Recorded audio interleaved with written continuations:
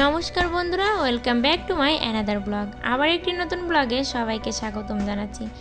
আজ কিন্তু আবার সেই ছোট্ট পুচকিটাকে দেখতে গিয়েছিলাম, আর গিয়ে দেখি ওই দুদিনের বাচ্চা আমি কথা বলছি আর হাঁ করে শুনছে। কেমন আমার সঙ্গে কথা বললো সেটা দেখতে চাইলে ভিডিওটি শেষ পর্যন্ত দেখবেন। আর আজ দুপুরবেলা রান্না করেছিলাম কাঁকড়া ভাপা। আর এই ছোটো কাঁকড়াগুলো ভাপা খেতে যে এতটা মজা লাগে আপনারা না খেলে কিন্তু বুঝবেনই না। আর এরকম রসা রসা করে আজ হঠাৎ করে একটু কাঁকড়া খেতে ইচ্ছে করলো। আর দেখুন কালারটা যেমন হয়েছিল, স্বাদটা কিন্তু আরও বেশি সুন্দর হয়েছিল। তোমরা কে কে কাঁকড়া খেতে ভালোবাসো অবশ্যই কমেন্ট করবে। আর আমার কাছে কিন্তু বড় কাঁকড়ার থেকে ছোটো কাঁকড়াটাই বেশি টেস্টি মনে হয়।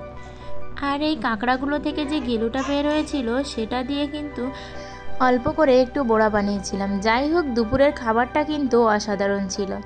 আর তারপর খাওয়া দাওয়া করে আমরা বেরিয়ে পড়লাম। সোনাবুড়ো আর আমি যাচ্ছি ওই যে বলেছিলাম ছোট্ট পুচকিটাকে দেখতে, ওকেই দেখতে যাচ্ছিলাম।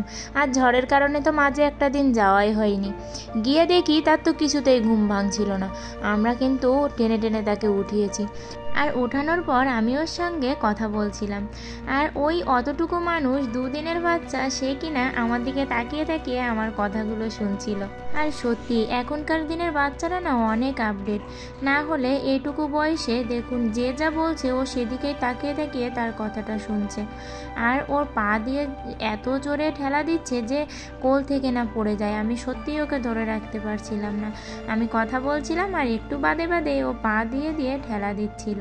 আর তারপর ওর কাছে খানিকটা সময় থেকে আমরা বাসায় চলে আসার জন্য রওনা দিলাম। আর পথে দেখি এখানে একটা বিড়াল এই ব্যাঙটাকে নিয়ে বেশ মজা নিচ্ছিল আর ওই ব্যাঙের সঙ্গে খেলা করছিল। ব্যাঙটা লাফাচ্ছিল আর বিড়ালটা দৌড়াচ্ছিল। আর আমার সোনাবুড়ো ও বিড়াল বলে ডাকছিল। আর দেখুন সোনাবুড়োর জন্য এখানে দুটো প্যান্ট কিনে এনেছিলাম। আজকের এই ছোট্ট ব্লগটা ভালো লাগলে অবশ্যই কিন্তু লাইক কমেন্ট করবে।